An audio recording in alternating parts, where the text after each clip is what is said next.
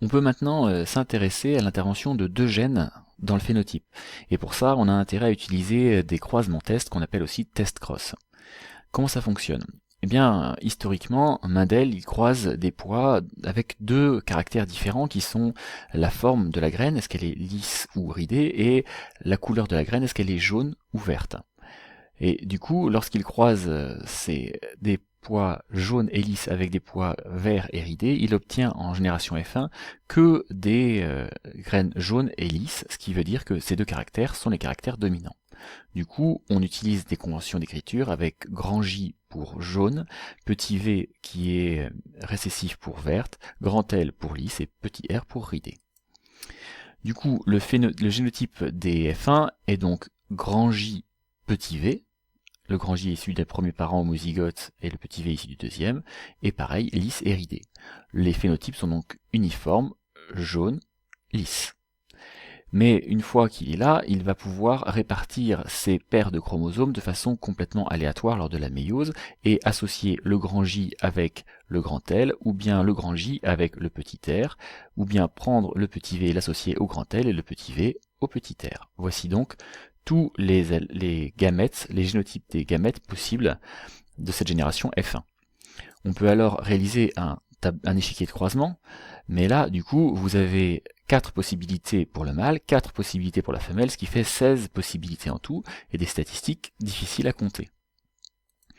On peut aussi faire ce qu'on appelle un test cross. Dans ce cas-là, au lieu de croiser la F1 avec elle-même, on essaye de croiser l'élément qu'on veut chercher avec un individu double récessif pour connaître le génotype de ses gamètes. En fait, comme l'individu est double récessif, il va forcément produire, dans notre exemple, des gamètes qui vont être ridées et vertes, et du coup, ces gamètes, s'ils rencontrent un du même type qu'elle, alors dans ce cas-là, ils n'interféreront pas, et s'ils interfèrent avec un dominant, c'est les dominants de l'autre qui vont s'exprimer.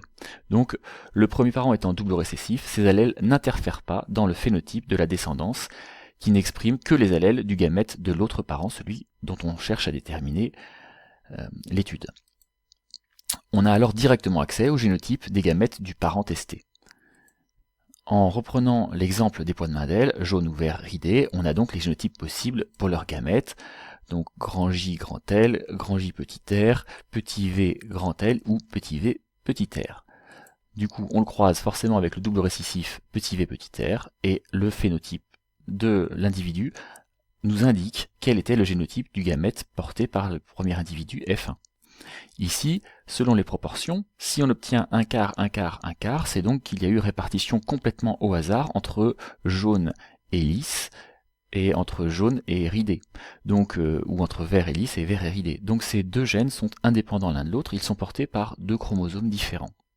Les proportions un quart, un quart, un quart nous indiquent que les chromosomes sont portés par, que les gènes sont portés par des chromosomes différents. Maintenant, les travaux de Mendel ont été repris par Bateson et Punnett un peu plus tard avec les pois de senteur, et ils ont identifié deux gènes, le gène de la couleur des fleurs, pourpre ou rouge, et des grains de pollen qui sont soit longs, soit ronds.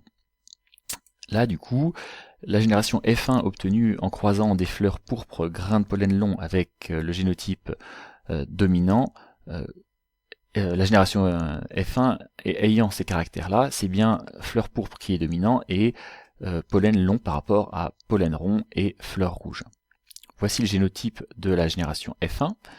Ici, on peut faire deux paires de chromosomes. Si on obtient deux paires de chromosomes, alors dans ce cas-là, FP peut s'associer indépendamment avec PL ou avec PR lors de la formation des gamètes. Je peux donc avoir les différents génotypes possibles, FP-PL, FP-PR, et puis je prends l'autre chromosome qui peut s'associer lui aussi à PL ou à PR.